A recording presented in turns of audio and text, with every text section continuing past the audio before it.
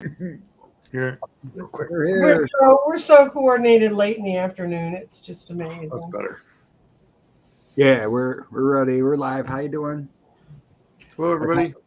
I caught your this today's little live or stream you had, Sean. Oh, okay, cool. Yeah, you had the graphs up and talking about the pear and the diamond or the Yeah, triangle. it's all about demographics, and one of the things that we look at when we're doing any kind of political, when we're looking at where things are headed, it's always based on population and votes. And right now, nationally, the millennials are the largest generation in the country. So much like where the boomers went, we all had to go. Where the millennials go, we're all going to have to go. So everyone needs to get used to that. Why do I have no problem with that? We hope the young folks understand this is their future. Oh, absolutely. I find it interesting that they're battling the same battles that the boomers were battling when the boomers were their age. Yes, and that's absolutely true. And that's 100%. True. Hey, And I think they get that. Plus, they had the option of actually living in a world where women had the right to choose. So they have a much better context. Women couldn't choose until the year before you were conceived. Right. So don't say that. Trust me. I know. All my children were a choice. Scott, I've got the questions on my phone. Guys, you have no idea. This is a flare out of amazing numbers for all of us, except Sean. Like my daughters are 29 and 27. Yep. I mean, they're starting a family. They're not really, tuned into politics. They see most of their stuff on TikTok. They understand where dad comes from. Right. But then I noticed and I ask what their friends are. They got families, starting kids, so they're busy, right? But like some of her friends or cousins or whatever, everything always seems to lean towards the parents. Mm-hmm. So it's tough to get when the parents are diehard Republicans and don't even want to listen to you. It's tough to get that flip going on yet there.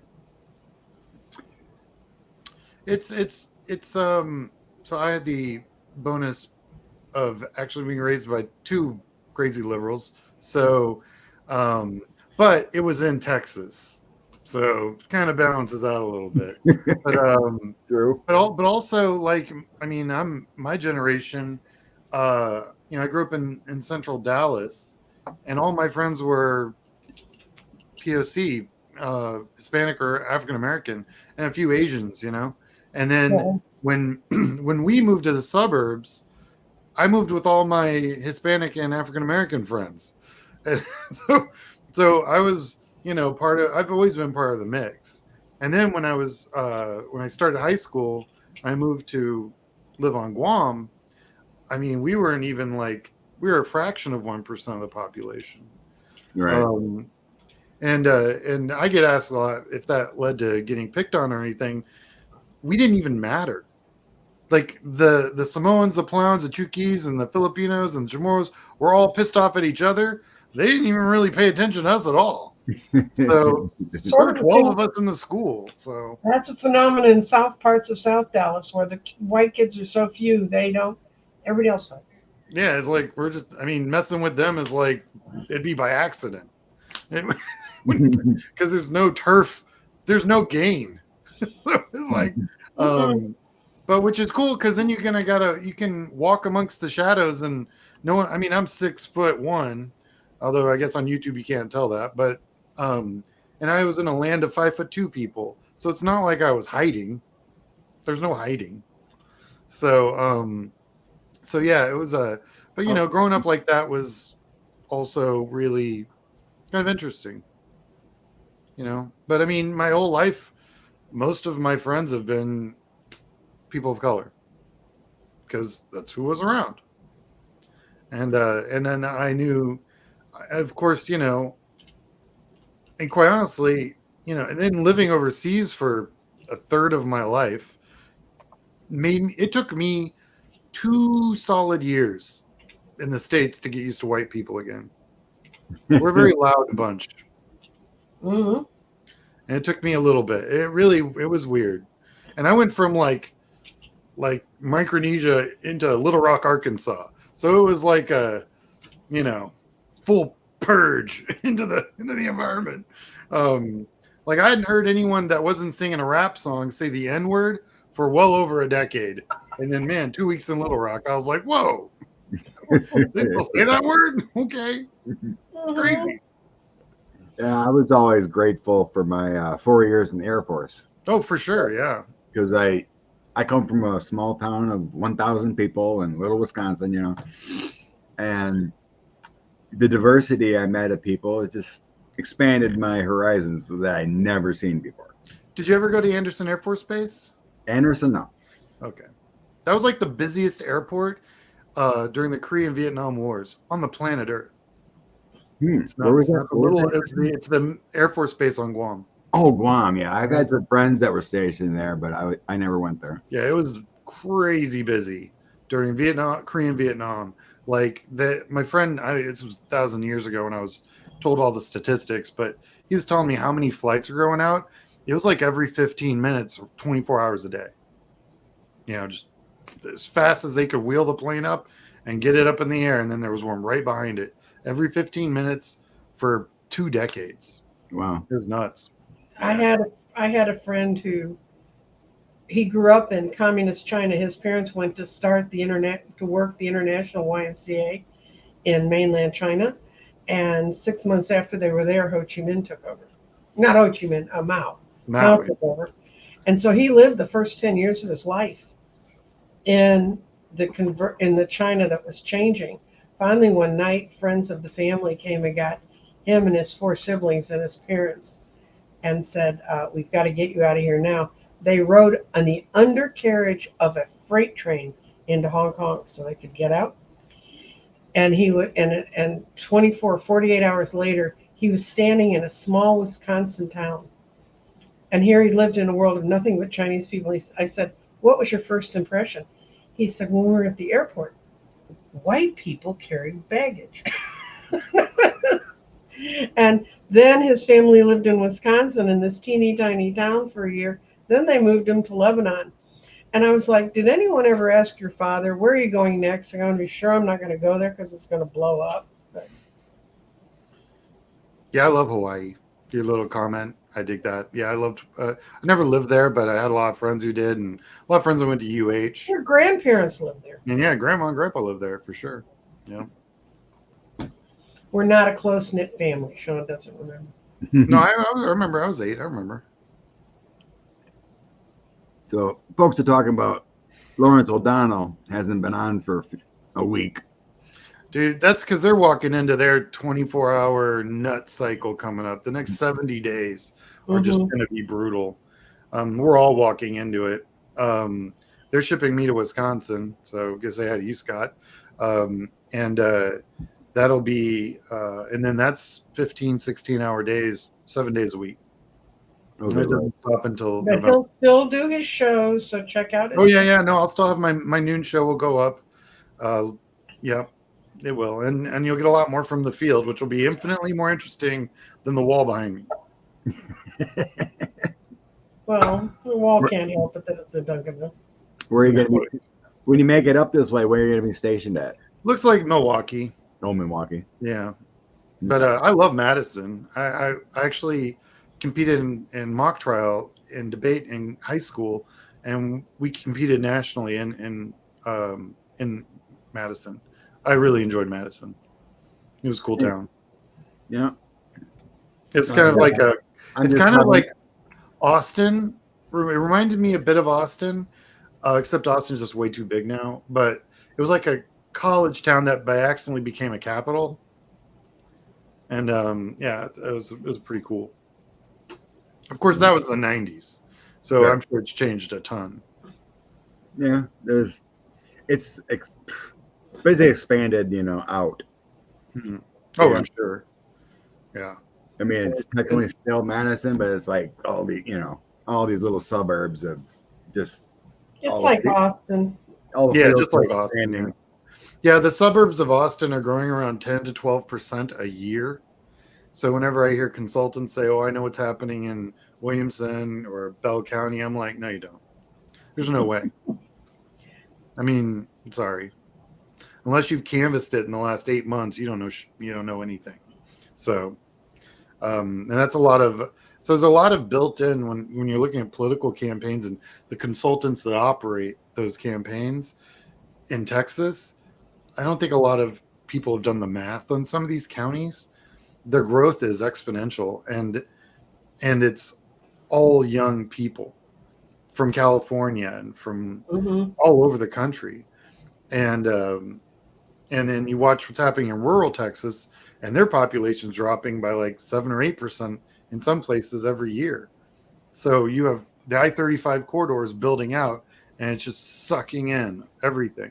So I think the Republicans are in for a rude awakening across the country, because what's going to happen is all these suburbs with all these women who are starting families and would like to control their internal organs one day are going to vote, and they're going to vote big. And it's kind of like they woke the giant, because the literally weeks after that, the leaking of what was going to eventually become Dobbs, uh, I saw an uptick in female registered to vote, and that was 2 years ago. So it's just been percolating for now almost 19, 20 months. Now they're I think the GOP, what they do is because each congressional district is made up of about 740,000 voters. And actually I did a show about what it would look like if we expanded Congress. Well, it's 740,000 people uh, in each congressional district, and the only way they can get that many people, because there's more cows than people in rural Texas, they have to pick up a bunch of suburbs, and they've been very reliable up till I honestly saw some cracks last cycle. We're gonna Mm-hmm. definitely see some cracks this cycle, and they rely on those numbers to maintain, their those congressional seats. I don't know if they can be held on to through a mid cycle, but during a presidential cycle, when you've got a lot of energized voters, kind of like in 2008 when we had Obama, and then in 2010 we lost a bunch of seats. It's because that top of the ticket matters, and I think it's a combination of Trump pushing down on his turnout because he's toxic as hell, and then Kamala lifting everything up. There's going to be this gap, this metric here that in the middle, and that middle is going to be where those suburbs are going to start making a huge difference. Mm-hmm. Right. Believe that. Yeah, it doesn't hurt multiple having, things pulling on the same, event. Right. Yeah, it doesn't hurt the Democrats having, or that the Republicans have such horrible candidates. Oh, it's just also their policies are so toxic. I mean, they're quadrupling down on trickle down economics, which is total garbage. And it was garbage when they were doing it the first time in the early 80s. It's been garbage ever since. But and they're really just, because like you understand, for like when Trump was president, the GOP didn't have any policies beyond just cutting taxes for the uber wealthy and throwing some crumbs at regular people that would expire, whereas the other cuts are permanent. And so everyone got their $250, not realizing that those guys are going to get $250,000 every year for the rest of forever. So they really played that game, and but we saw what happened in 2018, and then 2020, of course. But when you look at all the special elections that have happened since Roe was overthrown, we're 13 for 13. Mm-hmm. So, like, you can use all the math you want, but like when I do polling, there's two different kinds. There's LV, which is likely voter, and then there's RV, which is registered voter. I would definitely be looking at that registered voter number a lot harder than the likely voter, because I don't think anyone knows who's likely to vote. I don't think that because they're going to have all these new women that have registered to vote, but they have no voter history. So they're not going to be considered a likely voter because they have no voter history. Right. Whereas if you look at the registered voter polling, that's going to include anyone who's recently registered to vote. So that's why those numbers are different. That's why Kamala did so much better with those RV numbers than the LV numbers, because the pollsters can only go on behavior, and if you haven't done anything, you have no behavior, so you're not likely to do anything. Well, unless you're Frank Luntz, who is trying to find a focus group of women to survey about the current election, and this guy's been running focus groups and doing stuff on the other side for over 40 years. He could not create a focus group of women because he couldn't find enough women that weren't already committed to voting for Kamala or were already in Trump's camp. There's nobody in between. No, and that's unheard of. Yeah, yeah, that's kind of nuts, and that's well, I mean, she's doing what, like 20 or 23 points better with women voters than Trump. Mm-hmm. You know, and I mean, you're just not. That's game over. I mean, yeah, we're 52% of the population, and then you do that much better. You just do that math, and then they have more of a reason to vote than males do, technically. So it's more than slightly technical. Yeah, I know. I mean, it's for real. So I think you're just looking at a very interesting colliding, and the fact that they're getting the abortion issue on a bunch of different ballot initiatives. 11. Yeah, 11? Florida, I think, is in play, and Florida should not be in play. Mm-hmm. You know, and if Florida flips, there is no path of victory for Trump. Mm-hmm. None. Or Texas. So, I mean, it won't even break 200 votes, much less 270. So he's done. It's kind of like if he lost Texas, that would be the end of the Republican Party as we know it. Yes. I wouldn't cry. Somebody asked if Texas is going to be purple. So I talk about this quite a bit, and I got a show on my page. Go check it out. It's How to Turn Texas Blue. It's really just a matter of resources. The votes are all there, and technically, Biden got more votes in Texas than he did in New York State. Facts. So, but also, Trump got more votes in Texas than New York State. And it's all done by percentage. So. Yeah, it's all done by percentage. But really, it's just the fact that it's so damn expensive to run anything in Texas. Your field program, like your baseline, would have to be in 19 counties, close to $40 million, and that's just knocking on doors. And we have like 4 of the top 10 most expensive media markets in the country. That gets real. I mean, so running commercials, which you have to do, that's probably another 120 million. So we're at what, 160? Mm-hmm. And that's if you're smart and you don't do any mail. Yeah, it's nuts. And meanwhile, you could take that 160 and win 4 Senate races somewhere else. So it's like, so you got to, as a DNC, as the guys who manage that resource where the money goes, do you want to risk losing 4 Senate seats to maybe win 1? No, that's not going to happen. So, and what's interesting is Texas is one of the largest donors to campaigns outside its own borders. So honestly, and this is the last thing the DNC wants, is if we actually invested in our own races in this state, which would really hurt us nationally because we are the ATM of the DNC. But we would actually easily have enough resource to win just about anything we want in Texas. But it involves knocking on 4 million doors, which means you got to start that second week of March, and you got to canvass all the way to November. And there's a whole lot of 3-digit days in there. We've got 2 months of nothing but rain. There's a lot of logistical issues to work out, but you got to knock on 4 million doors, and there's only one way to do that. And that's to actually do it, and it costs money, and you have to do paid canvassing. Yeah, you all have volunteers too, but you'll never get there with volunteers. It's like a 1 in 20 ratio of volunteer to paid canvassing. It's going to be So 106 here today. yeah, I You noticed. can't even send paid canvassers out. Believe it or not, they're out there. Oh, I guarantee know. you. Oh yeah, we would tell people during Obama's campaign to no, don't go. It's okay, because we do these walk for changes in the summer, and it would come, and that order would come down from Chicago, and we're like, guys, you're gonna get people killed. It was They'd say, dangerous. you need to be out there walking. And we're like, it's 106. Do you want to try that again? Although Yeah, Chicago's had I some remember days. we were using a digital projector outdoors one morning to just get all the information up on a screen so we could do all the orientation for the volunteers.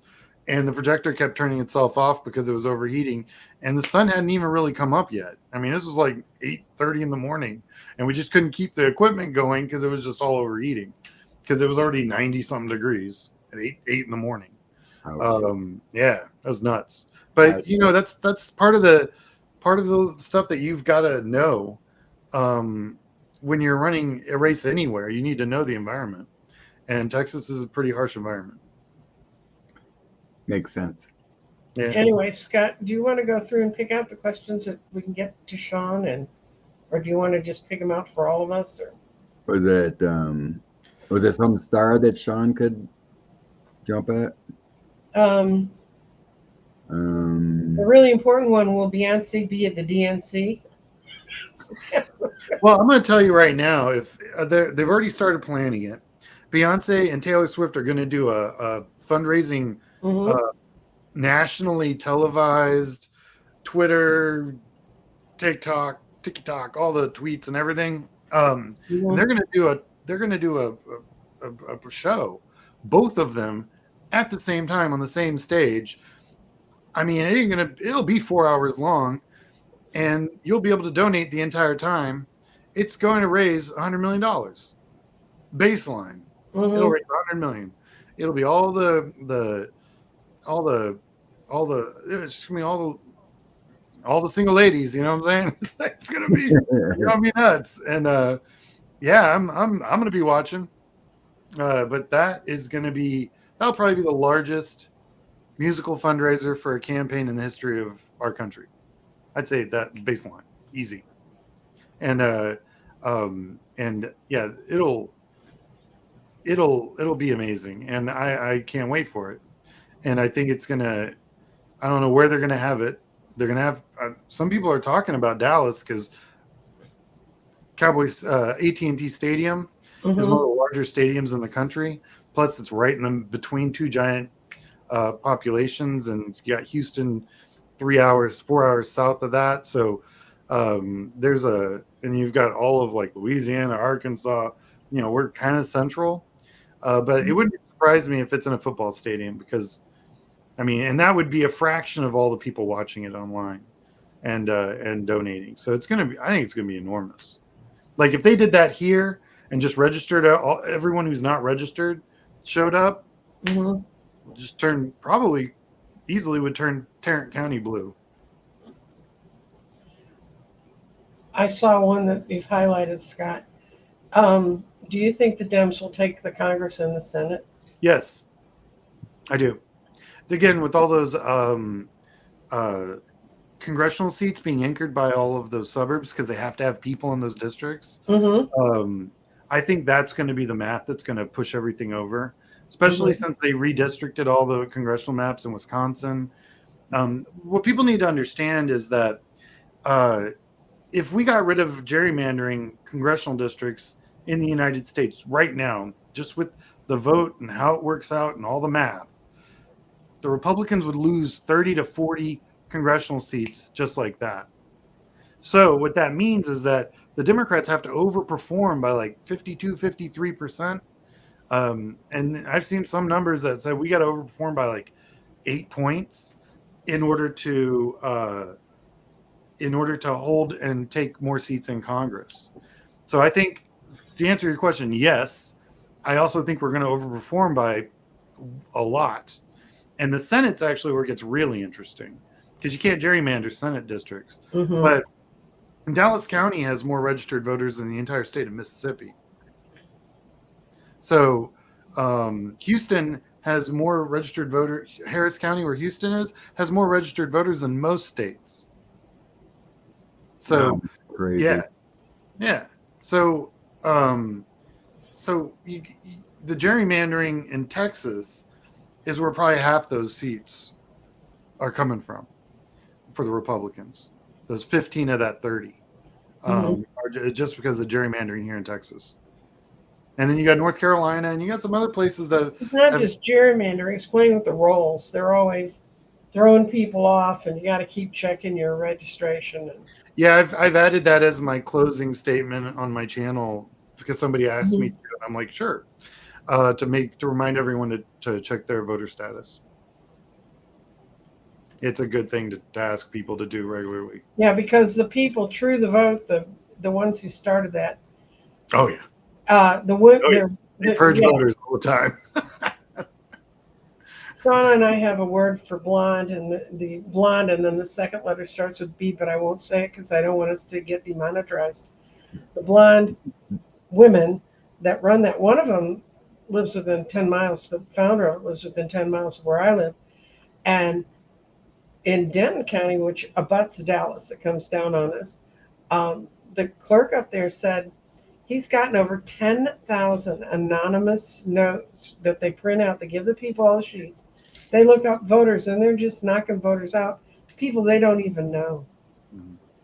Well, the Republican Party was so scared of Obama. Remember, it was either June or July of 2007. You and I were pulling the voter reg because back then it only cost like $30. It's like $2,500 now. Oh, dude! You get the entire voter reg for Dallas County, and it went from 1.2 million to 960,000. No, that's when they got rid of all the dead people. They got rid of a lot of dead people too. They hadn't done that in a while. They'd never done it. That's true. But also we had like some 113-year-olds in there that I don't think were legit. Just saying. Well, I know. I mean, tales from the trails. What can I say? Some did poll work. Oh, yay! And then I got. I think you're stuck with jury duty. Yeah, I think jury duty is where you're going to be at. I don't know. It's not my. Your jury duty's called this far out.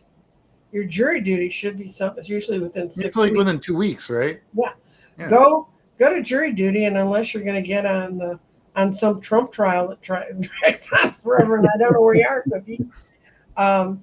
Go in and see. I mean, I used to always go, they don't send them to me anymore. I'm too old. But and I was on a grand jury for a while, and that was fascinating. But go to your jury duty, and you'll be out in time. I'd still sign up because if you get jury duty, then they'll find another poll worker. Mail-in ballots are great. I don't know exactly what Wisconsin does with those, but I voted that way in Washington State in 2012. It was awesome. I loved it. Yeah, you can get mail-in ballots in Wisconsin if you request it. Oh, okay, you got to request. That's just how they do it in Washington State. Right. So, yeah, it's not unusual, but like in 2020 when COVID was high, my Nancy requested a mail-in ballot. I went in, said it was simple, easy. She sent her ballot in. She got a notification they received it, and it's been counted. It worked good. But you have to request them here. You have to request them in Texas. And for a few years, you didn't have to give them a reason. You used to say, I want a mail-in ballot. I'm old enough, I can get one. If you're younger, now they want a reason why you get one, which I think is outrageous. And then during COVID, I went and voted. The first day of voting, I got there an hour before at a low number polling place. I was sixth in line and just got in and got out. It was done. Very cool. Do you trust Actblue? Actblue is very trustworthy. They do a good job. And they do make sure that they take a service fee just like everyone else, but it's not unreasonable. They do get the money to the candidate in a reasonable time period. There is a wait there because they have to make sure it goes all the way through and everything. And also what's really great about Actblue and I know this because I've worked on federal races and I've had to do the campaign finance reports for those. They process out the data from that donation, so it's very easy to put it into the FEC reports, Federal Election Commission, and I love that about that. So yeah, I've had to work with them. I have donated through them. I have been donated to by them. They also support. They also take the revenue that they make and they support candidates. So yes, very very trustworthy, 100%. Just a really good. It's a company I've used. Couldn't say enough good things about them. And you're saving money twice. They hand the candidate the information in the way that their committee needs it. Whereas when we used to have to handle it ourselves, it was kind of a problem at times, depending on the quality of the people who were working the cash tables. Right. Like one of the rules I told my candidate, just take a picture of every check. Because my God, because you have to have like their address and a bunch of other stuff so you comply with the finance laws of whatever race you're running, whether it be state, municipal, federal, and those things are once they're you get them back from. It's just so easy to get them lost in the paperwork and just you still have them, you just don't know where they are, because you got it like 7 months ago and you're like it's. I would give directly to a candidate I wanted to see win. That's my own personal choice. What about the Senate? If you want, that's the DSCC. That's the DS. Yeah. That's the Democratic Congressional Campaign Committee, the DCCC, and the DSCC is the Democratic Senatorial Campaign Committee, and the DNC is the Democratic National Committee. Right. Depending on where you are, if you don't have a candidate or you're in like such a blue state that your candidates, the primary was the general, then I'd look and I'd find a candidate that you like that's working somewhere else, because you understand these guys in Congress vote and they all have impact on our lives. So if you're like sitting with AOC and she's 100%, and I'm a huge fanboy for AOC, by the way, you can find another candidate out there that also is not as easy a district to win in the general that could use the help. And to take some research, the women's, the League of Women Voters, right? Yes, they do a really good job of evaluating candidates that fill out their questionnaire. It wouldn't be very difficult to go through there and find someone you would like. And there's also a different. You can just Google it, and there are websites out there that'll tell you who's on the edge. Who's like leaning red, but could be blue. And this is a cycle where stuff that was leaning red is now probably a dead even fight. And if that candidate's smart, they're putting their money on the field, on the ground, knocking on doors, because that's your best ROI. Also, if you want to donate to a campaign, but you don't really have a lot of money, but you do have some time, showing up at one of their volunteer canvassing programs, every door you knock on is worth $5, to the campaign, really. So if you go out there and you knock on, 20 doors, you just donated $100. And 20 doors an hour is pretty normal. And usually they go out for 3 or 4 hours. So you could, just going out and volunteering for just an afternoon could be worth $300-$400 to a campaign. It's a legit way of donating that there is no campaign finance limit on. Right, and it's not anything they pay for. Yeah. Except for giving you the information you need. Exactly. You're not, there's no money transactions, nothing. It's just your labor and time. And their door hanger. But yeah. So of your information and whatnot, let's say Georgia flipped blue. That expand the minds of others states around there, seeing Georgia trend blue. Well, honestly, what's turning those states blue is the lack of rural voters. So if you remember watching when Biden ran against Trump, and the reason Trump was calling up looking for 11,000 more votes in Georgia is because there were some counties up there in northern Georgia that have to produce 100%. They cannot. They have to produce. Now the For the problem Republicans, is, they have to go red. yeah, they got to produce votes for the GOP, and if they don't, they're cooked. That's how Georgia turned blue. Well, the problem is between COVID and demographics,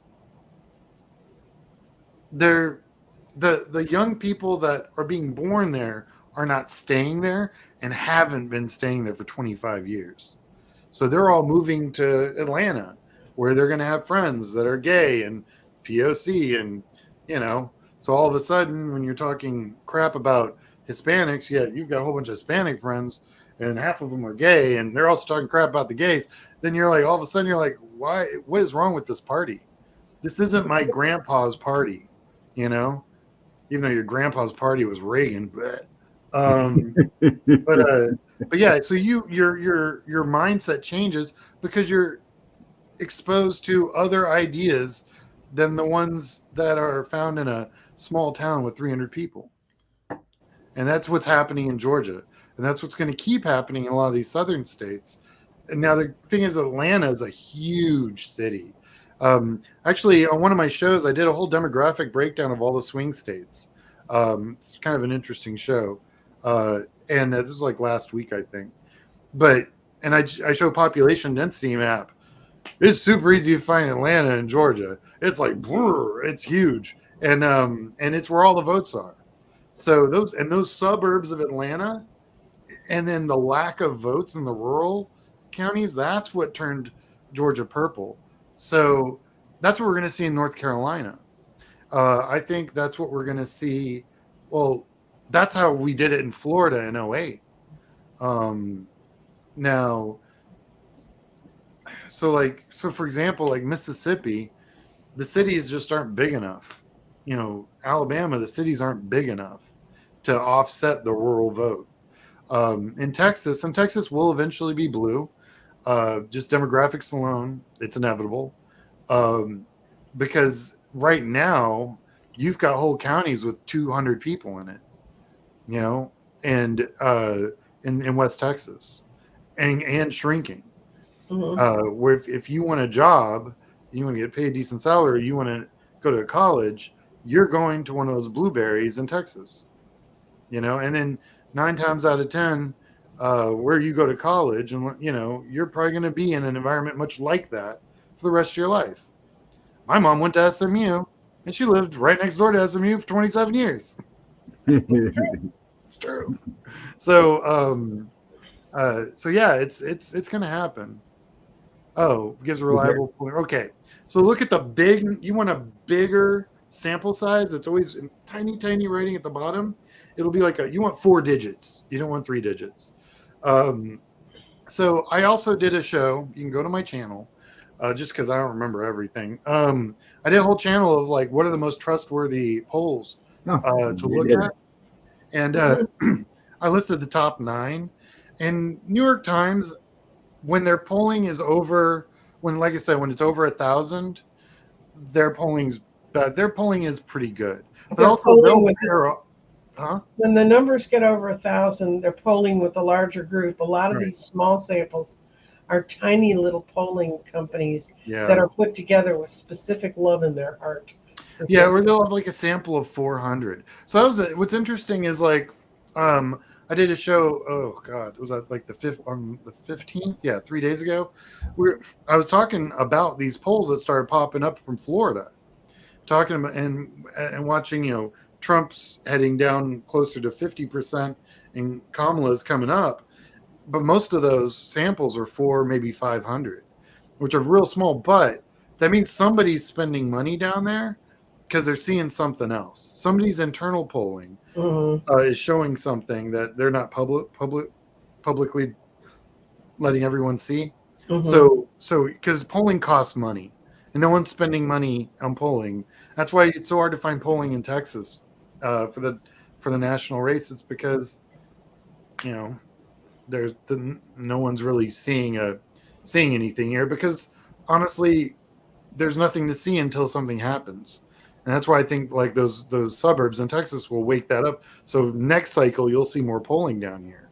But until there's something, they wouldn't even know to look for the smoke or where to see the smoke to even begin to find the fire. So, but in Florida, Florida went for Obama. Of course, it went for DeSantis 19 points in 22. But also DeSantis outspent the Democrats 20-1 because the money in the GOP were setting DeSantis up to run against Trump. And then, of course, DeSantis is a slimy POS, so he kind of just exploded. And anyone who was there, and I was there during the 22 cycle, knew that this guy plays okay in Florida when he's outspending his competition 20-1. But once he got outside that and went into the rest of the country, they're going to go, why am I voting for a used car salesman? A guy who you need to teach him how to smile. Oh, how is DeSantis. purging legal? How is purging legal? Oh, well, it's actually, it's required. People die, you got to take them off the rolls. Also, and sometimes it's legal, and there's like anything, it's a process that can be abused. So it's not that purging's illegal or legal. It's legal. It's how and when they use it. Like North Carolina got into trouble because they were only purging black people. Fancy that. And it was painfully obvious. So obvious, so the courts ruled against North Carolina and said, hey, you guys, you can't be doing this stuff.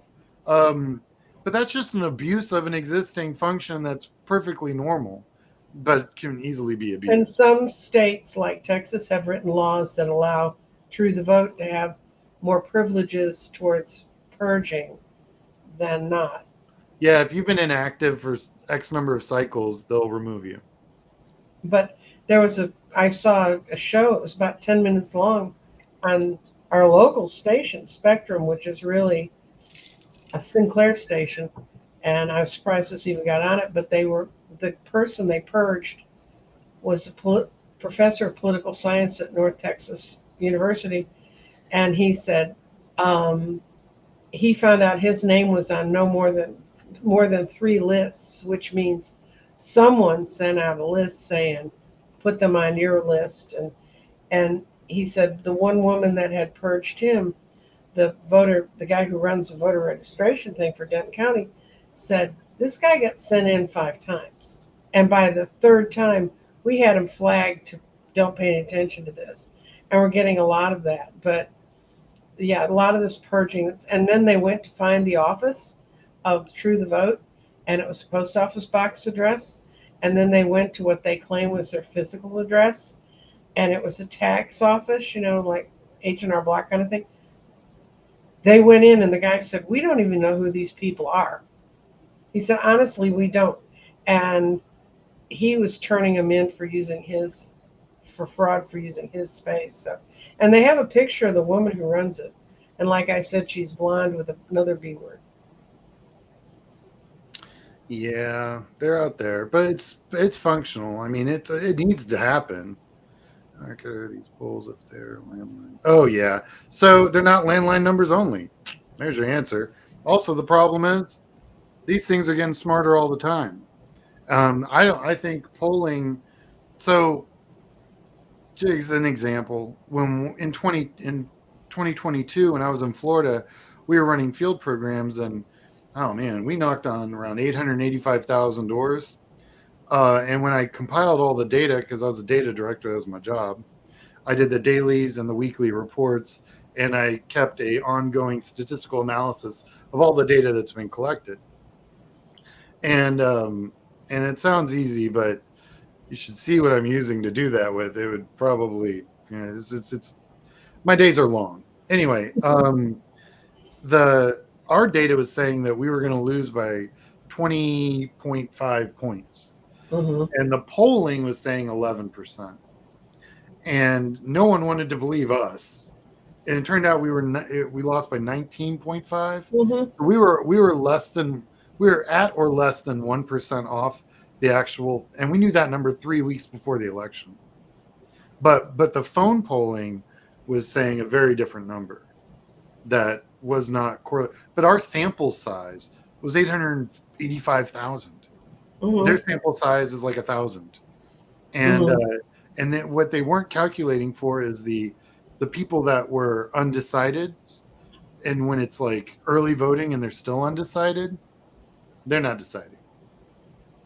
And you know, as it was the Florida Democratic Party's fault, they ran for their lieutenant governor spot, and I actually liked her, but she was a cop, and you know that 22 is a rough cycle for anyone that was a police officer running for office.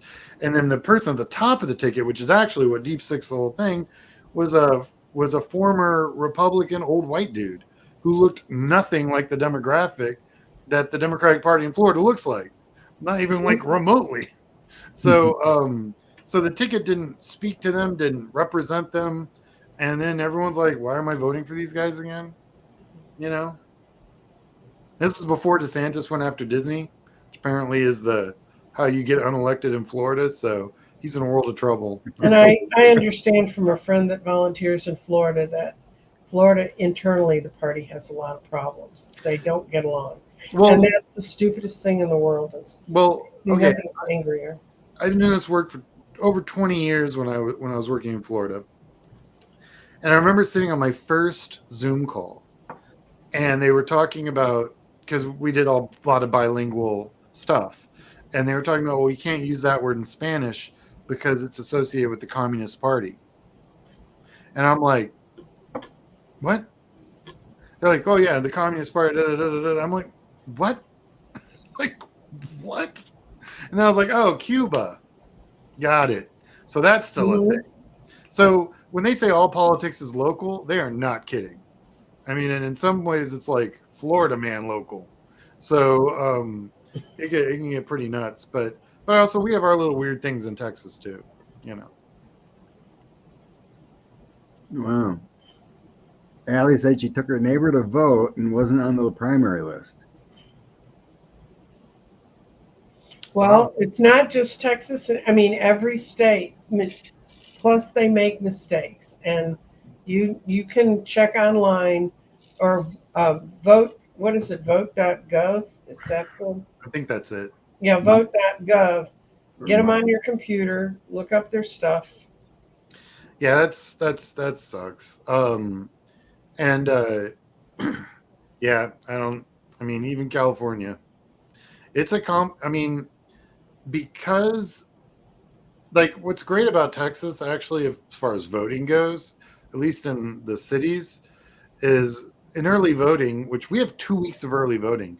Like when I don't know if it's the same now because you have to keep looking at these things because stuff changes. But in Mississippi, they had no early voting.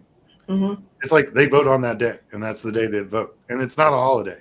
So if you work, SOL. And Pennsylvania used to be that way. Yeah, and so early voting in Texas has always been a thing. And pews to the polls, where the churches after church on Sunday everyone goes and votes. That's still a thing. But yeah, everywhere is different in how they do it and the different strategies you can use. So yeah, but that's sad. That also, if you show up and you know you're registered to vote, you can always do a provisional ballot. And then once everything's sorted out, and you'll be like, no, this is my voter. Like in Texas, you can just bring your ID, and then they're like, okay, and you go vote. But if you have your voter, your card, that's great too. But if so they were not going to they said that they tried to make it illegal to vote in Texas without ID. Mm-hmm. And what year was that? 2014? I think it was 2014. Mm-hmm. I went in without my ID because I knew I could. I knew you could still vote without an ID in Texas because it was illegal for them not to. I had my voter ID card, but it doesn't have a picture or anything. Mm-hmm. And they're like, "Oh, we need your ID." I'm like, "No, you don't." I'll take provisional ballot. Yeah, I'll sign that affidavit. Yeah, my vote counted. I went and found it. Yep, there's my vote. So they'll try different things, but you just have to know your rights, and provisional ballots work. Mm-hmm. And But you can get a license for a gun in this state without paying anything. So it's even better than getting a public ID from the driver's license people. Just go on and get it. I mean, you're never going to buy a gun. It's not going to turn you into a crazed felon that's going to shoot people. they'll probably put you on the NRA mailing list, though. Oh, good. I want them to waste their money on postage. I know. Yeah, it's a different world out there for sure. And also if you have a phone that you carry with you, know your party phone number, the place you can call into the party, because The county party. your county party, because all over the country they're already setting it up, and they're lawyers that are there, and they are there to help you.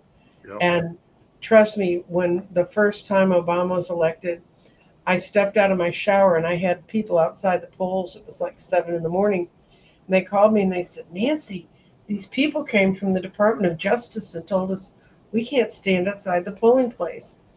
And I said, how are these guys dressed? And they were in like little Izod polo shirts that someone had embroidered DOJ on it. Real guys, right? And I said, are they still there? If you can get the tag on their car, I'd really like it. I had about 5 phone calls like that. Then I called our lawyers and said, they're out trying to intimidate the people at the polls, just saying, here's some last minute literature. We're glad you're here to vote. And Yeah, as long as you're 100 feet away in Texas, away, you can do that. Yeah, in Texas, there are rules. Yeah, there are rules, and we teach them that. But anyway, the bottom line was, we caught some of our guys, but they didn't have their DOJ shirts on them, and they didn't catch them talking to anybody. So the county cops just said, go home, don't play this game here anymore. They never caught them in Tarrant County. They never even got reported as being in Houston. We found out later that they were. So this is not new. These guys will pretty much stop at nothing. Your thing is to get in there and vote and get your vote counted. I mean, it shouldn't be a struggle, and for the vast majority of the world, it won't be. But if you're stuck in a place that's too hot in the summer, the more frightened the GOP gets, and you're in a red state, the more shenanigans are going to pull. Yay, Hawaii! Yeah, there's quite a few states like that. That's what I do. Colorado's that way. Yeah. Isn't Washington too, I think? Dude, it's so much. It's so less. So what it is what they found out was, not only did you have better voter participation with mandatory mail in ballots, so more people voted. It was also, I don't remember, it was a lot less expensive to run. Because I mean, it was it's a huge logistical undertaking. You don't have to put people outside polling places saying thank you for voting. Right. Think about how much we'd save in yard signs. Oh, yard signs. Yard signs are just black ops theft material. We had a lot of questions in here about Trump or Vance being pulled. Not going to happen. There's no mechanics for that to really happen. I tell you what, though, if I were either of those two men, I would definitely have a food taster.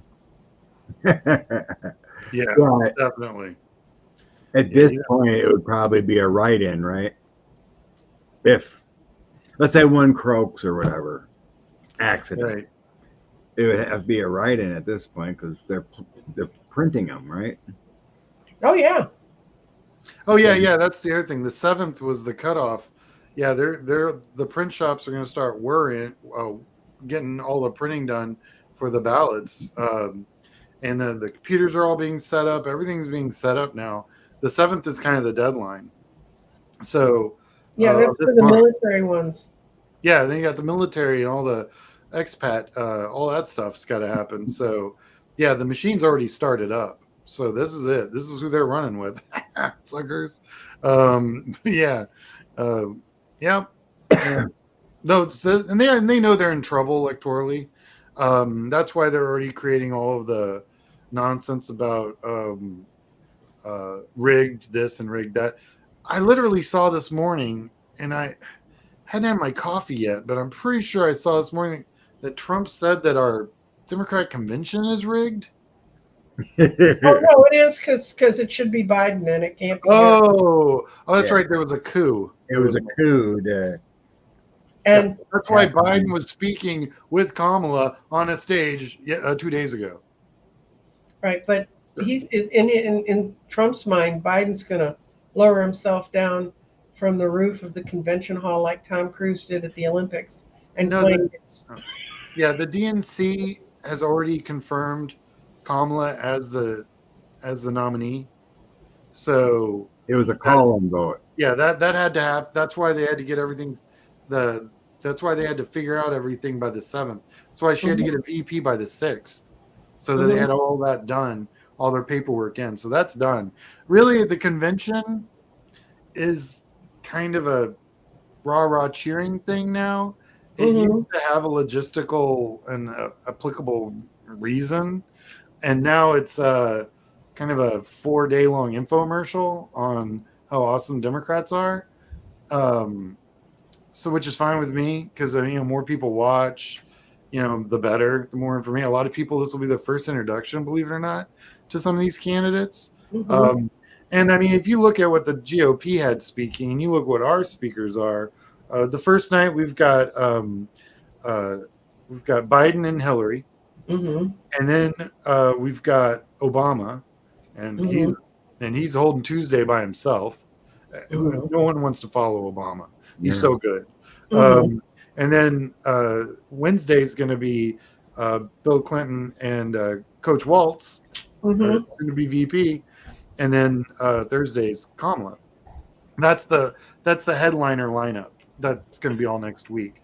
I'm doing a show, talk on noon every day next week, just like I always do. But I'm going to be talking about so tomorrow's is going to be talking about what we can expect to see that night. And then the next one will be just reviews of what happened the night before. So going forward. So that's going to be, but that's all this coming week. It's very exciting. For political nerds, it's a lot of fun. I seen this morning Adam Kinzinger is going to speak. Yes. Oh, no, we've got, Oh, because it's the Republicans for Harris. Yeah. Yes. Yeah. So there's going to be quite a few retired, and I'm just going to say it straight out. It's easy to be, anti-Trump when you're not running for office. So the fact that these guys are all of a sudden real brave is great and all, but where were you when that guy was putting children in cages? You know what I'm saying? So, I mean, I'm happy to have the GOP. Don't get me wrong. I'm a Big Tent person. Also, I would like to see some of those other Republicans that are currently in office step up. Yeah. And they won't because they're scared. Yeah, they haven't done it for 8 years. They ain't gonna do it. I mean, yeah.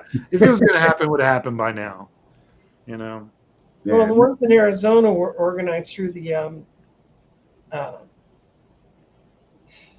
what is Glenn? Mormon Church. All those mayors and all those county people that spoke up are Mormons. Yeah. Yeah. No, they're in, yeah. And Mitt Romney's not backing Trump.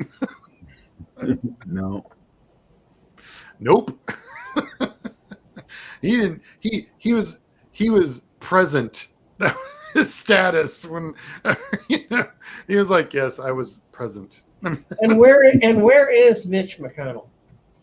Dude, no one's seen him in a minute. Where is he taking his shell off to? Oh, I know. Oh, that guy. Yeah. Don't get me started on Mitch.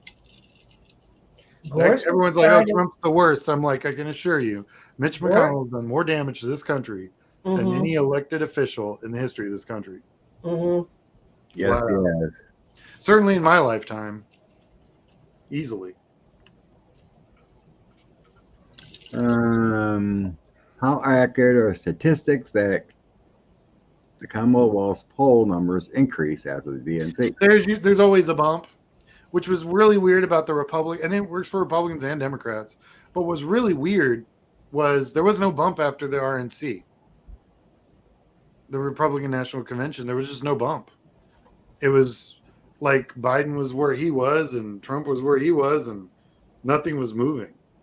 Now, so what I did today, I did a little show showing, I just wanted everyone to commit the numbers that the national polling that we were looking at a, like 1,800 sample size, that I was going to, after the convention's done, they're going to start polling like Thursday night, right after it's done. And they're going to poll probably right through the weekend.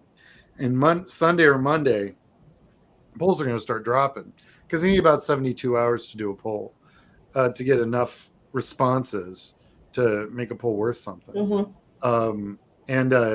So my thinking is that probably Sunday, Monday, we're going to start seeing the new numbers, and I'm going to take that show, take the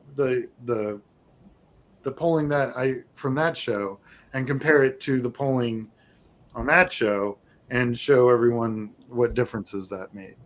And there's always a bump. There'll be a bump this one for sure. I mean, the fact that, and I said this is my show at noon today, the DNC is on 12 different platforms for content. They have simulcasts on like a few different channels on YouTube, because they have like different YouTube channels now for like, cat lovers for Kamala. I mean, it's like it's like everybody's got their niche now, and so they're going to be broadcasting this thing on just about every channel. It's like I was literally going to, when I started figuring that show out, I was like, okay, I'll just put a list of really good places for people to check, and I was like, oh, it's everywhere. There's like, if you turn your computer on, it will be there. I mean, it will be the fastest Google search on the planet to find out, to be able to watch the convention live, because it's going to be on everything, TikTok, Twitter, or X, we're going to call it now, and YouTube. Midas Touch is going to do gavel to gavel. There you go. Yeah, I mean, it is on every channel. Okay, we skipped a question. Someone said, why can't they require voting just to be automatic nationally, because all elections are handled by the states? That's the pain in the ass, and that's in the Constitution. And trust me, we would have people come to Texas to teach us their campaigning techniques. And we had a woman come from Pennsylvania, and she said the first thing you have to learn is campaign limits, how much money can be given to a campaign. And I raised my hand and I said, if they're running for the state legislature, the governor, or the state senate, there are no campaign limits. And she looked at me like I was nuts. And she said, that can't be true. We had to go find a computer, because it was that long ago, and type it in and show her there were no campaign limits. And she said, my God, that means one guy could give one guy $1 million and run them. And I said, yeah. But that's what our legislature decided is a wise way to do things. So you need to know the laws in your state, and they're not hard to know. You can go to Ballotpedia, you can go to League of Women Voters. Either of those will help you figure out what you need to know. How'd your referendums come out, Scott? Positive. Good. Yeah. They had they had, Sean, remember that lady we knew who used to work on writing referendums so you don't know what you're really voting for? Yeah. And well, this was one of those, but it was to use double negatives and stuff. You're like, yeah, what? yeah. This one was one of those, and it was to strip the governor of all of his branch's rights. And the Republicans love a strong governor until it's not theirs. Yeah. We don't love any strong governors, no matter whose they are. No Texans are. I've talked about this a little bit. Texas was designed when it was a cattle state, and cattle ranchers, the most paranoid individuals on the planet. They wanted to be able to own and operate their own state house reps, and they did not trust the executive branch at all. So our two most powerful seats in this state is the lieutenant governor. And then the railroad commissioner. because and the railroad commissioner has very little to do with railroads and a whole lot to do with oil. Yeah. It should be called. They've actually tried to change its name to the Energy and Oil Commissioner, which that didn't then go people well. would actually pay attention to that seat. But who gives a crap about railroads? Nobody, and that's the way they like it. 100%. Yeah. The Republicans here in Wisconsin got all upset about Governor Evers helping people with the COVID money. Yes. They thought Governor Evers overstepped his bounds by giving child tax credits and whatnot to help the people with that COVID money received from the government. And they thought he shouldn't have that control. So they 2 cycles to get that on the ballot. But they got voted down that the governor keeps his power. Yeah, that's on brand. Yeah. It's all about helping keep children eating, but Republicans didn't like that. No, they just want to take credit for stuff, I think. And also, they hate children. It's the only thing I got. No, it sort of seems that way. All you've got to see is the side-by-side pictures of Waltz signing the thing that gets the kids free lunches, and all the happy little children grabbing onto him, and then see Sarah Huckabee Sanders signing the bill that allows small children to work in meat packing plants. And there's all these little kids in their Sunday suits looking at each other like, "Can we get the hell out of here?" I mean, that's got to be the funniest side-by-side picture, and it's so. So true. What do you call it? Release or not have as much restrictions on child labor laws, basically. Mm-hmm. Yeah. No, I know it's pretty rough. The thing about like Arkansas is that they're an agricultural state, and a lot of these states are agricultural states, but agriculture is changing. The economy of agriculture is changing, so a lot of these states, quite honestly, are having a hard time holding on to people. So it's interesting. I did a whole video, I think yesterday, about the expanding of Congress, and talked about where the new seats they're projecting populations by 2030, and where the new seats would be. Like Texas is, I think, going to get 5, and then, but this thing is, everyone's like, "Oh no, Texas is getting 5 more seats." I'm like, listen, I don't think the Republicans want 5 more seats in Texas. There's only so much you can gerrymander. They're going to have to handle, and all of that's due to the Hispanic population growing in this state. And they've already gotten in trouble for creating more white congressional districts with Hispanic population as the reason that those districts exist in the first place. So eventually this stuff's going to come. Well, that'd be great. Thank you to those people who've just been signing up to my channel. I just went over 5,000. My phone went up. Please go to my channel. They're telling me. I'm already signed up on yours. And go to Scott. Without our captain to run our show every Sunday, we wouldn't have anything here. What do you think about Yeah, I would love that. Yeah, but the problem is it has to be done by state basis. Sure. And so it's great in Texas that when you get your driver's license and you're over 18, you can just check a box and you're registered to vote. One of the projects I worked on as a volunteer for the local Democratic Party was we used to have 2 times a year we went in, and they would set aside a part of the lunchroom where we could sign up all the kids that were turning 18 by the next election. That's a state law. I know they're supposed to. Most Texas, schools don't like it. They don't do it. I know. The principal's supposed to be a registrar and have and they won't go do the training. Well, I got to put it. Reading it, and yet I cannot be a Texan Democrat and not put out a little shout out for Colin Allred. He's actually a great candidate. We met him back in 2012. I really like him. He's former Titans football player. He worked with Obama. He's He's got a a civil great, rights lawyer. civil rights attorney. Really 100% guy.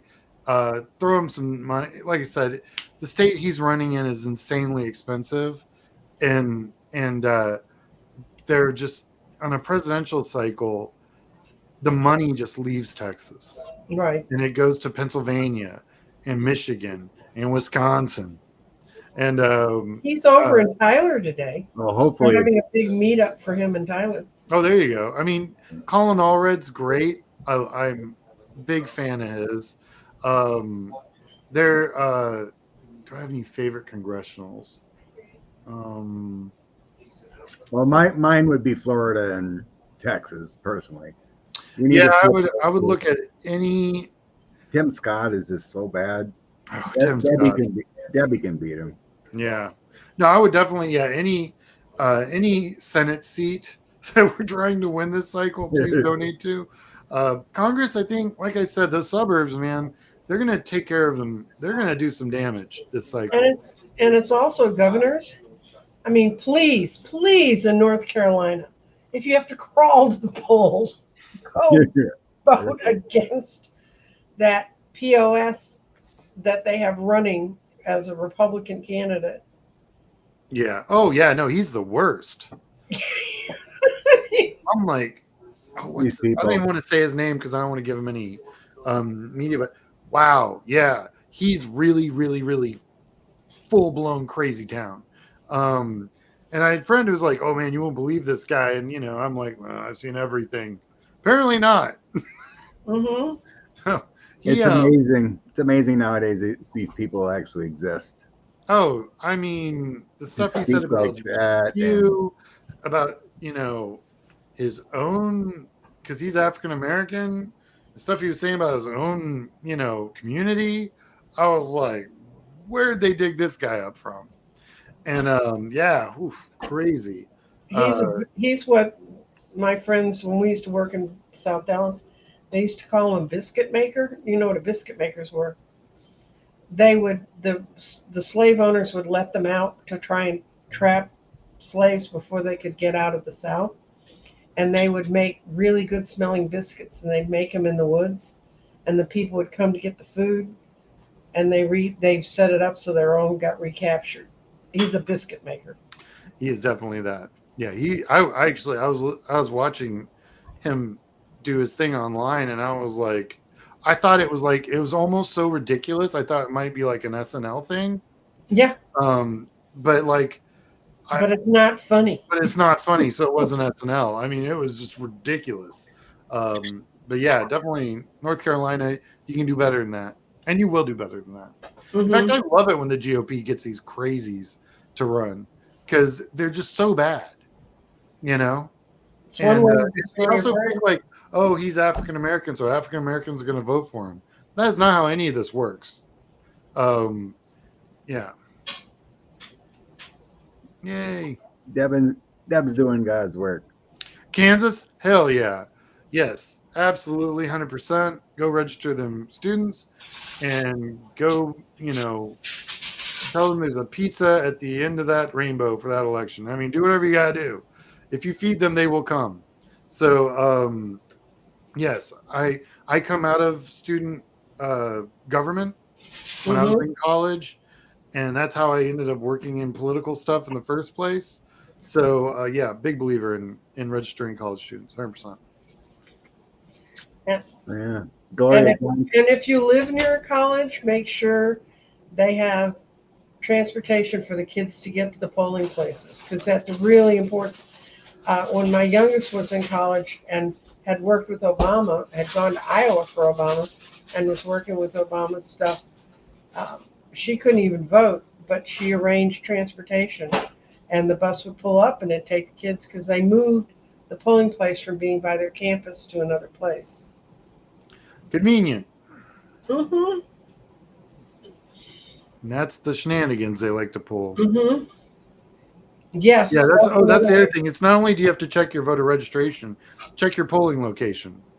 Because they know that if you're trying to vote during lunch, and they move your polling location, you may not have another opportunity to vote. So definitely check your vote, where you're going to vote. Yeah, they changed mine in the April primaries or whatever. Didn't know that. It's like, oh, okay. There you go. If I didn't look, I would have been going the wrong place and then sent over there, or, you know.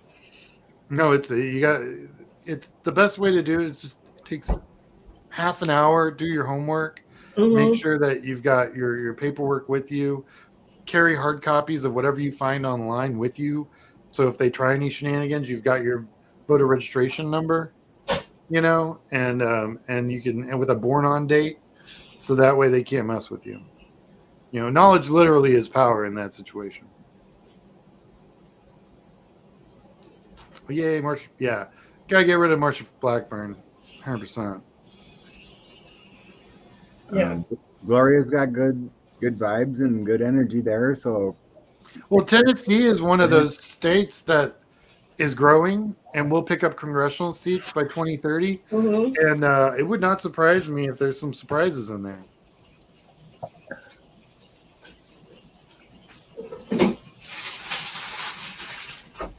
Yeah, it's always amazing when the GOP voters vote against their interests. They just don't get it. Because they're like, well, I saw a perfect cartoon about it. The elephant's running around behind the house screaming, "They're coming for your guns!" And this little guy's looking over the window, clutching all his guns to him. Meanwhile, the elephant's running away with their Social Security. Right. Yeah. Well, I didn't break 5,000, but I did just break 2,700. So very good. Well, that's faster than any of us ever did. Oh yeah, that's for damn sure. You started 3 weeks ago, Sean? Yeah. I also picked an insane time to start doing my specific topic. And then you got on with Andre and Linda. Yeah. Oh yeah, Andre. Actually, I got on with Andre before I even had a channel. He was the one. He's like, "Oh, you should just get a channel." I'm like, "All right." They split Nashville 3 ways. Yeah, that's what we call. So I'm promoting the hell out of my channel talking this, but on my channel in CLSB Politics, I have a whole thing about how gerrymandering works and the cracking and packing and how they treat and manipulate the candidates that are available for you on the ballot. Go check out that show. It's literally about, it says, I think, about gerrymandering. It's in the title. If you want to learn and I try to keep my shows down to like 10 minutes because I try to make it like bite-sized for people, and that's why I take my topics very specific. Put that back up, Scott.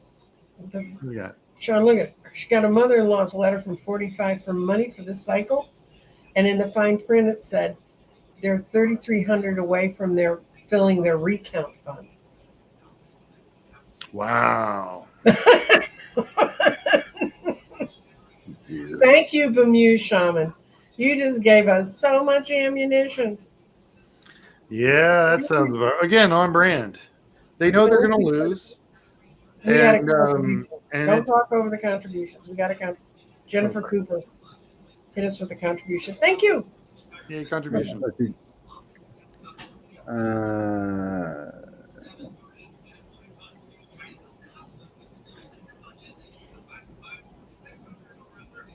Josh Hawley is another one that should lose, but probably won't. Oh, well, you know what? He's actually in a bit of trouble.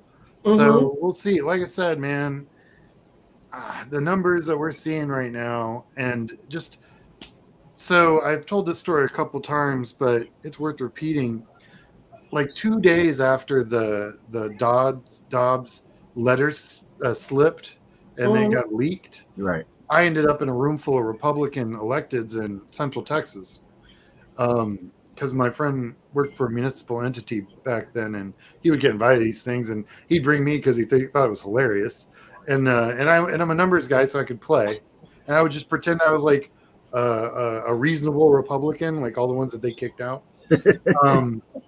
And because I knew the policy, I could be that. So it's almost like it's like theater. It was You were a spy. You were a spy. I was a spy. Anyway, that had just happened like 48 hours before we went to this thing. So I'm like the whole way there, I'm like, oh boy, oh boy. And I get there, and there's a congressman, a bunch of state house reps, and they the first one to say, yes, we need to make abortion illegal. Those guys were freaking out because they knew that they were the GOP's gonna be the dog that caught the car, and they couldn't fundraise on this anymore because it's done, and they knew it, and they also knew that they were going to need more money than ever because the women were going to get out and vote and bury them. And this was 2 years ago, 2 days after the leak had happened. It hadn't even been repealed yet. But they knew, because what you understand is the GOP's been raising money off this issue for 40 years, trillions of dollars with a T, in funding their campaigns. And so with that cut off, plus the NRA no longer able to launder Russian money so that to fill their coffers, they got all sorts of problems. If you go, that's why all the donations are down, all their funding is down. It's because a lot of their cash cows have been turned into hamburger meat, and they're looking around for their next big issue. So automatically, of course, they go to, anyone that doesn't look like them, basically. And then then they're just manufacturing crisis after crisis. All of it's garbage. All the things that they're saying is happening are not, but they know if they say it loud enough and often enough, people will believe them. But they just can't rely on the abortion issue to raise the money from the Christian right, like they used to. They'll get some because they got to protect but it's not like it was. It wasn't like it's super easy to repeal Roe is a much easier message than what they're having to push now. How bad a heartbeat do you think they developed at the RNC when they saw that 75,000 people were on the evangelicals for Harris? Oh, yeah. I mean, yeah. No, I mean, I was on the white dudes for Harris phone call. I was on comedians. I like my Charlies. But we had some cool people. We had Mark Hamill. I'm a huge Star Wars fan, so that was big for me. Yeah, me too. Rainwater do that. Yeah. You want to know how to get taken off a phone list when they call you blind? When you pick up the phones, you whisper, "Thank God you called. There's blood everywhere. I need help." They will take you off that list.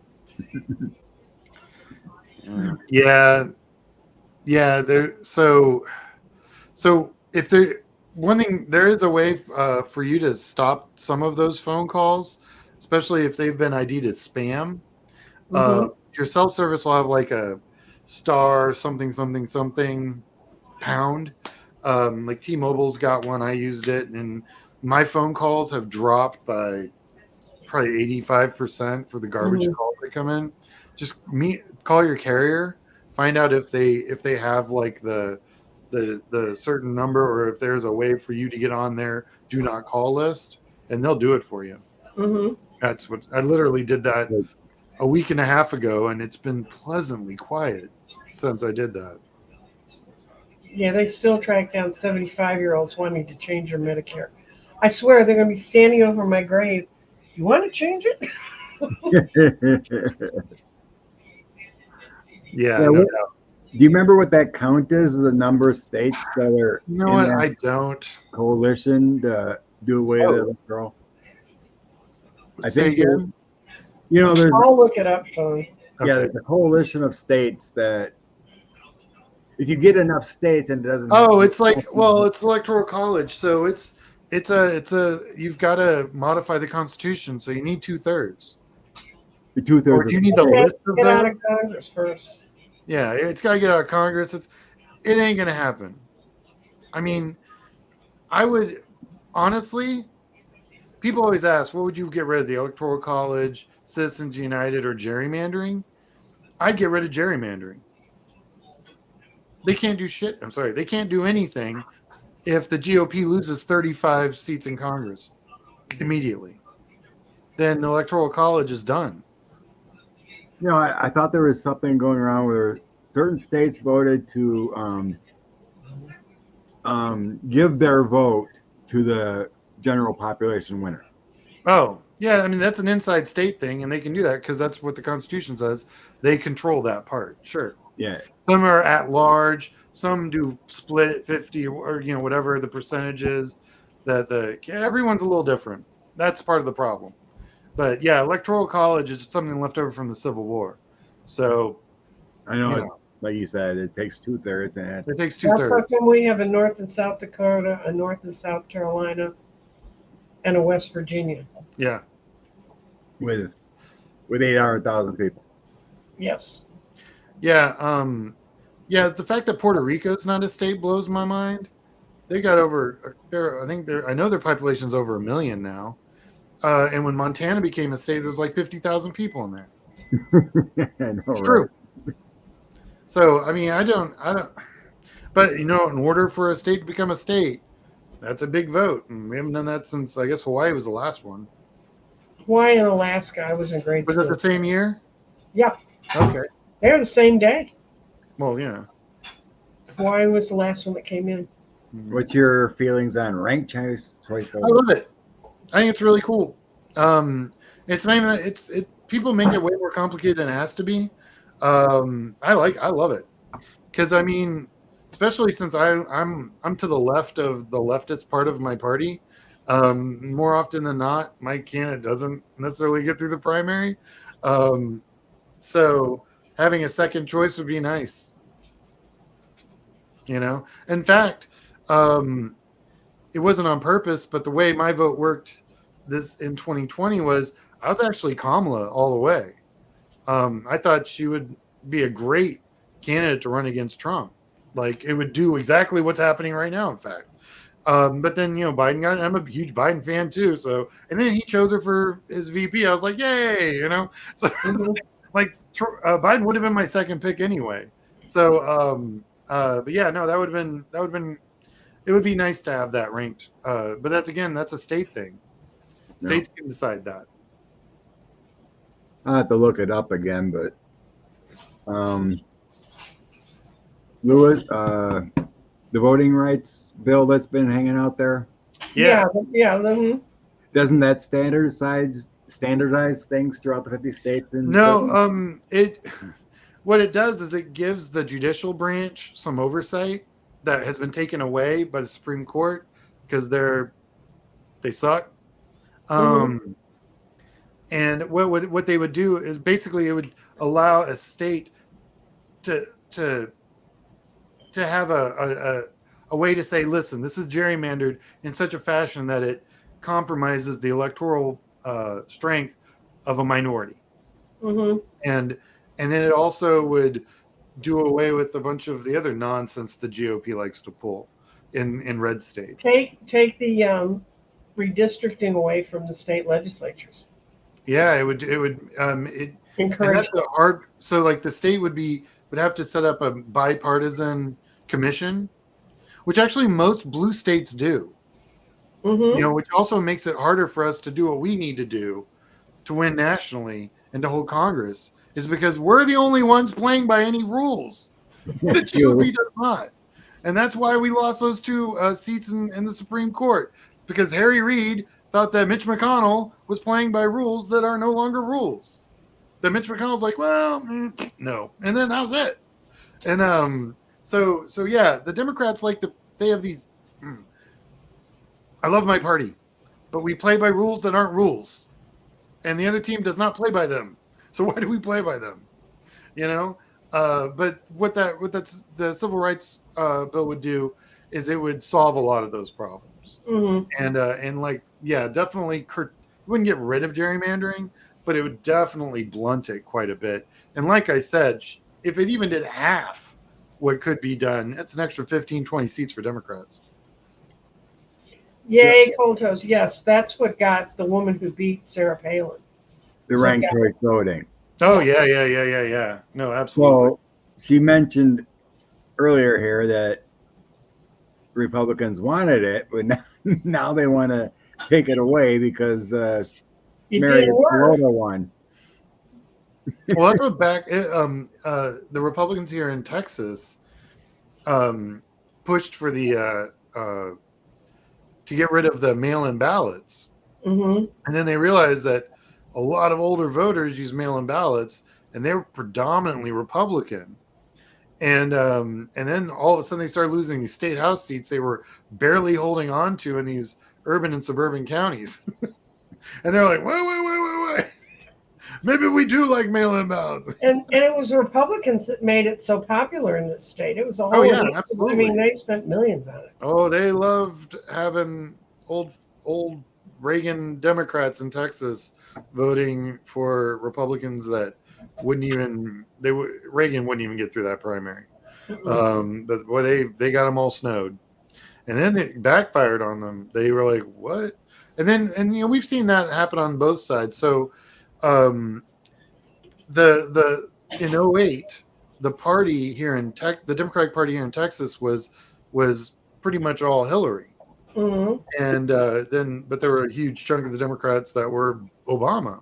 Mm-hmm. And there was this thing called the huge chunks of the people that weren't Democrats that were for Obama. Right. There was this thing in our primary called the Texas two-step, where if you voted in the primary, that was basically half your vote. Because to vote the other half of your vote, you had to go caucus that evening of the primary. So you'd show up at your polling location and you'd vote again. And because you represent a caucus, and they've already your vote, you could be voting for 10 or 12 other people. So what we did in Obama Dallas is we really spent a lot of time training people how to do that caucus. And even in precincts where Hillary might have had the majority of the vote, our caucus numbers would balance it out. And then of course the Texas Democratic Party got rid of the Texas two-step right after we did that. And it was originally put there for the activist party members. Yeah, because only 6 people would show up and they'd run everything that went to the party. And once we were like, oh, and then we had a very good friend of ours put some really, really smart and very clear instructions on how to do the Texas two-step. And then it blew up. And yeah, Austin stole it. The whole state ended up using our material. Yeah, that was awesome. It's 1:30. Scott, we're at 1:30. Do you want to go rest? Scott's had a tough weekend. Oh man. Too much baseball. Whenever you're ready to shut down, it's been great to have Sean expand on his knowledge to people and me. It helps a lot. Well, it helps us, Scott and I. We don't have to talk. We just say, okay, Sean. Oh. Well, this is what I do. I know. But Scott has a magic kill switch. The time I did a show with Sean, I didn't realize, I can just turn him off. And I said, God, when he was little, I would have loved to have had that. Well, I just want to say real quick, thank you everyone who's watching, because you're showing up on my channel. I mean, in just the last probably 15 minutes, I got like another 9 people have subscribed, so I really do appreciate that. And feel free to go through my old shows. They're not even that old. Like 3 weeks. His shows are like 12 minutes long. Yeah, I do the TED Talk kind of idea, so that it's something like what we covered here. It's probably like 10 of my shows, really. We bounced around on so many different issues that I'll spend 10, 15 minutes, or really 10 to 13 minutes talking about one very specific thing, like gerrymandering. And that's everything that I'm going to talk about in that one spot. I also do polling updates. So I give you a nice, idea of what's going on in the polling. It's 8.5 minutes and you're good. And I do that recently. Like I had to do it back to back, and I never do it back to back. I do it like once every 3 or 4 days. But there's just so much stuff came out over, between the 14th and the 15th that I didn't have a choice. There was just too much. Like normally I let it build out for a few days and then I'll just do a big show on just that. But there was so much polling data that came out before the convention that I had enough polling data to do a whole nother show. So normally it's every 3 or 4 days I'll do a poll. So I'm going to do a big polling show after the convention to look at the numbers and see how they've changed and see if there's a measurable bump. So because people are kind of curious about that and what's that really mean. And then we can talk about, is that bump staying, or is it like literally a bump? You started here, you went up, and then you come back down, and that. But if it's a bump and you stay on that trajectory, then that's then that's worth something. So Okay, Scott and I are going to pull a oracle card. You don't have any, Sean, so I don't have any. I'm cardless. it's true. Even business cardless. Do you want to pull? I'm going to pull out of the Crystal Medicine Oracle deck, and what I pulled today for us was personal power. You've attracted this card into your collective awareness as you are currently shifting your personal power to a whole new level. It's time to connect deeply with the strength and the courage of who you are. Step up, step out into the world for the best version of yourself possible. Due to the range of different fears we experience in life, at times we hold ourselves back. However, this card has shown up today to ask you to feel the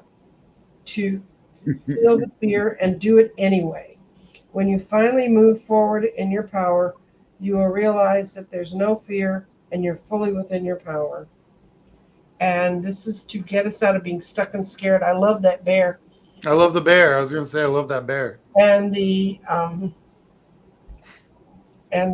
stone that goes with this is chrysolite. And if I'm not mistaken, well, I am. I thought I had a piece right behind me, but I don't. But it's a beautiful. Oh, I'm sure it's there. Oh, well, you've been in my office. You know, we're all sure it's here. It's here in spirit, and also probably 2 feet from me. No, it's my fairies. They move my stones around. What you got, Scott? Strength, Sun, and 7 of Wands. Oh, wow. Yeah. I like Strength wine. card is about grace and inner strength and overcoming challenges, but you have the power. The Sun is probably the greatest one of the deck. Your plans are working out perfectly. Yep. I think it's focused on Sean here with his work and doing all this magical work, getting people to vote for the right people. And the 7 of Spring, or the 7 of Wands, is all about being assertive, backing down and staying with your convictions. Well, there you go. That's There all you we go. can do. I want to thank Scott for inviting us one more time. Thanks, Scott. This was fun. Yeah, thank you. And Yeah. if I get up to Wisconsin, maybe we'll be able to hang out, doing lunch or something. That'd be fun. No, Yeah. I want you to go up on your show and do a man on the street interview. Look at this man I found. Well, I'm in Milwaukee every day for work, but I don't usually have time to stop too long. I gotcha. If you're that way, but yeah, if you're in Madison, happen to be in Madison area, They could be pushing me around everywhere. It's a thing. yeah, they need to get you out in Green Bay and Eau Claire and across more. Yeah, they're Green Bay, Milwaukee, Madison, and there's a fourth one. Yeah, there's a fourth one. There's people canvassing all over that state right now, and I get the party bonus of going through all the data. That'll be my job. All the college towns are good, but sure, the redder ones would be better to get to. All right, Scott. Well, thanks. This was a lot of fun. And I have a show Tuesday at 1:00, which will not be about any of this stuff. It'll be about you and what you need. So watch for that. And Scott's going to be tootling around Wisconsin, enjoying the nice weather. That's all I can do. And get paid. So have a great day, everyone. Thanks, Sean. Bye-bye. Bye.